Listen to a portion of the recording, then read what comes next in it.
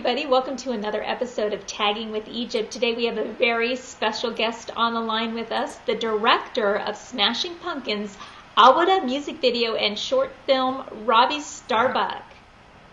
Hey, Robbie. Hey. Everybody.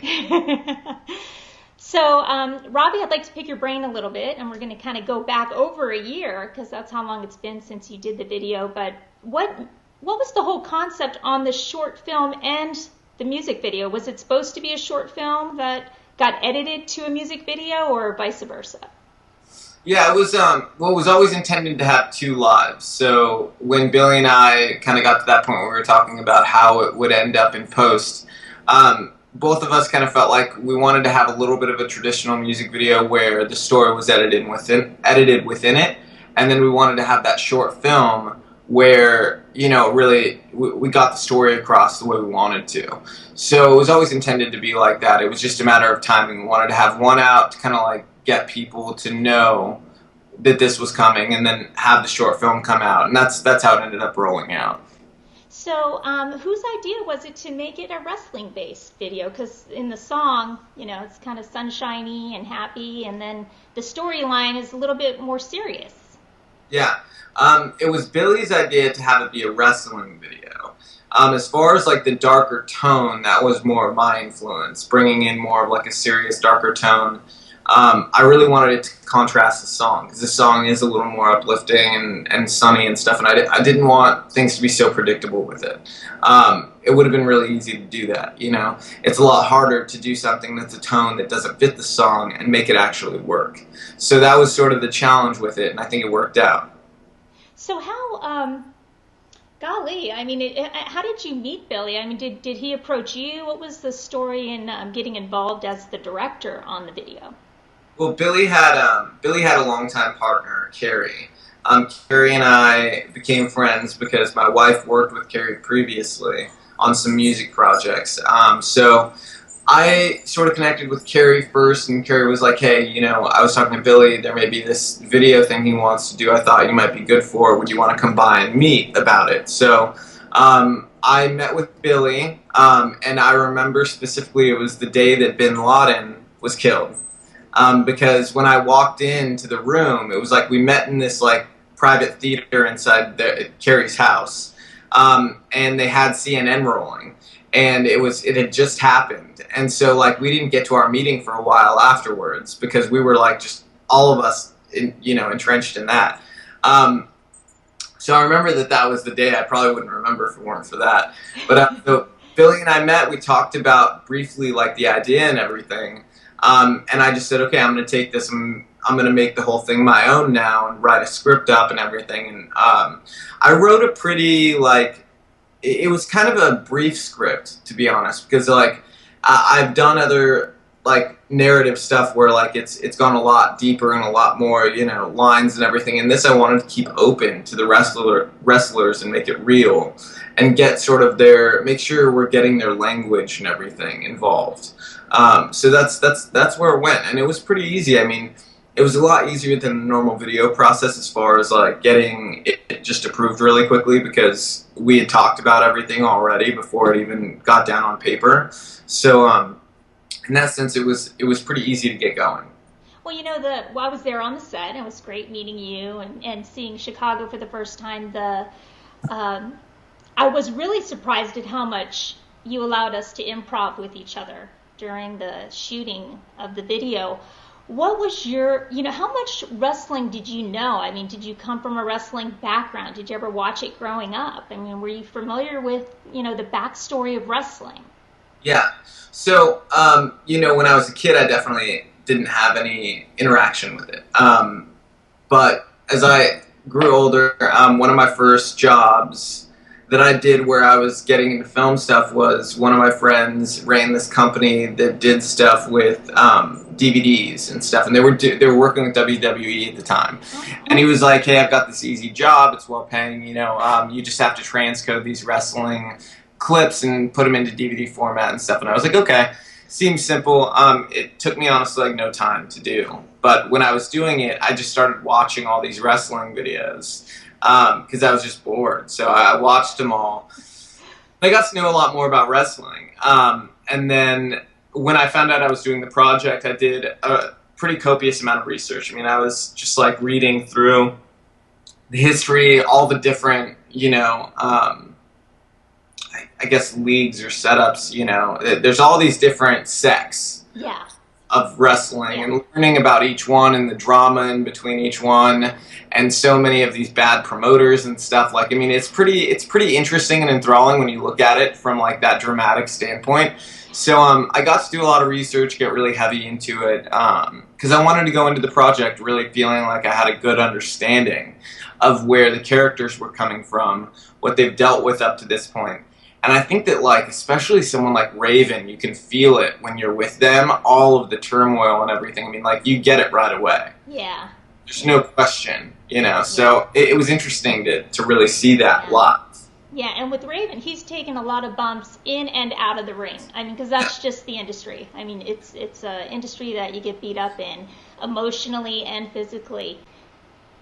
Why the female component? Because that backstory of the female element and the history of female wrestling has changed so much from exhibition style to where we are now with female wrestling. Was it something that you reached out and tried to explore, or was it something that Billy was hoping to shed some light on? How did that whole female reference come up? It was more Billy at first. He was the one who was, at the very beginning, was like, I want this girl involvement in a major part. For me, I had to, like, go deeper than that, just to him wanting it. So for me, I had to find an interest in it, and I did.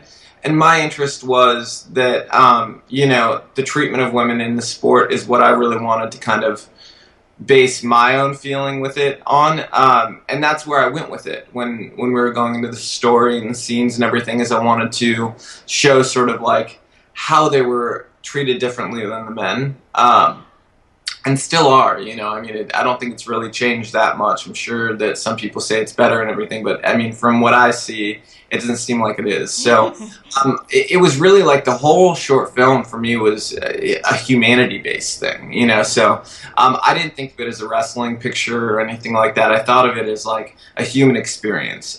So what I mean by that is, I wanted to see what lived inside these people. I wanted to see what made them do what they do. And it didn't matter if that was wrestling or what it was. It was just every action they take. And feeling the humanity, in how they're treated, how they treat people, and what they get in life. Yeah. What about the end, the last scene, where Melissa comes in to Shelley's room? What is the viewer left to try and decipher from that last scene? Yeah, I saw some different theories at the time when it came out. And things like that is something that it's kind of in a lot of my work where I leave things open-ended for people to make what they want out of it, because I don't want to make a decision for the viewer what a certain scene is about. I want people to be able to make it what it is for them. And for me, it's really just about comfort, so that last scene is about finding solace wherever you can find it. And that's where her humanity was driven. So she was put in that precarious situation, and she had to find something for herself, and that's where she found it. So whether that means however far that relationship goes, is for interpretation. But that's what I saw was about comfort. Right.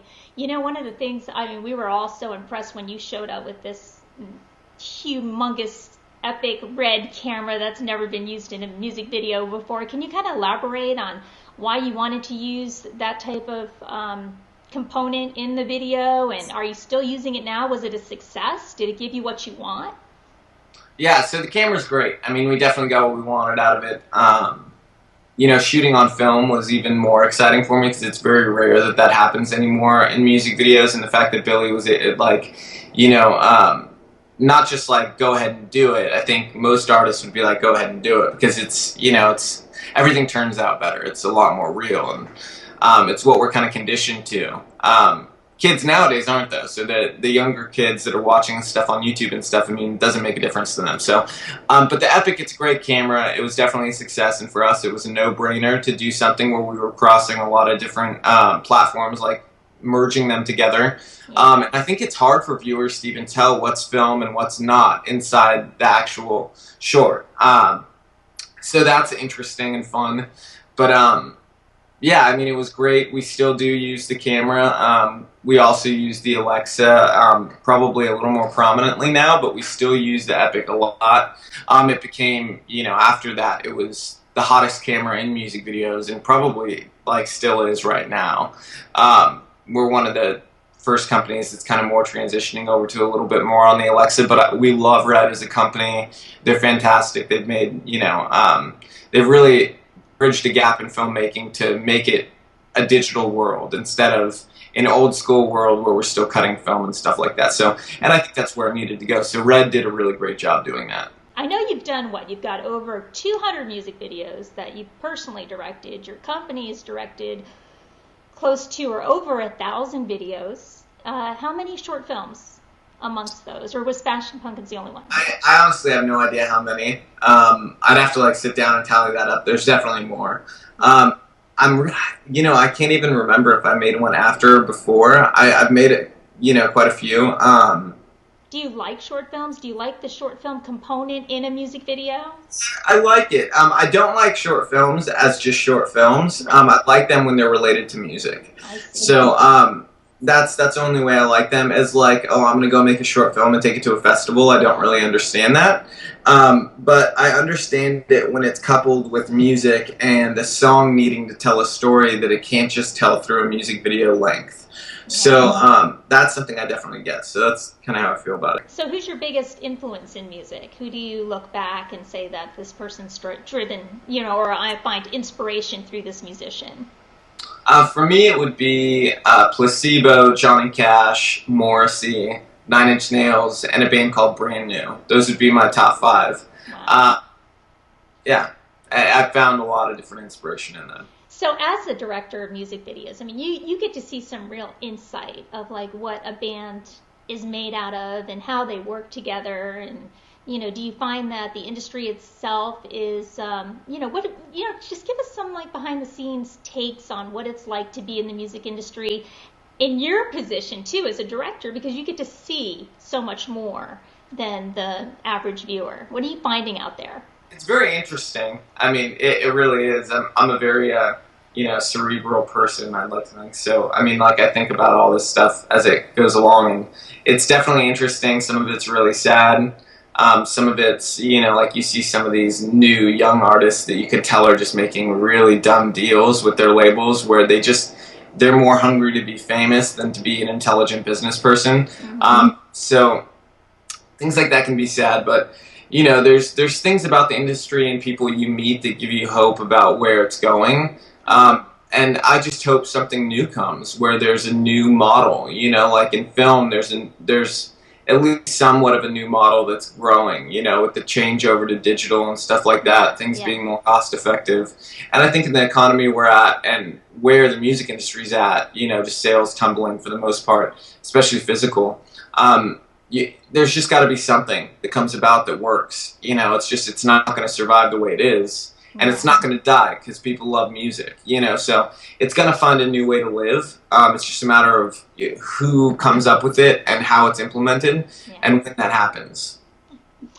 Well, Robbie, thank you so much for your time today. I've loved meeting you over a year ago, and I really felt like over that time we've become friends, and I follow you on Twitter, and love you, your family, my family and I absolutely love you. We think you're the sweetest.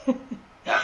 Thank you so much. That little evil eye thing that you got me, we keep it on our front door. Oh, do you really? Yeah. Oh, good, because I was going to send you another one for your little baby. So yeah, awesome. Yeah, you bet.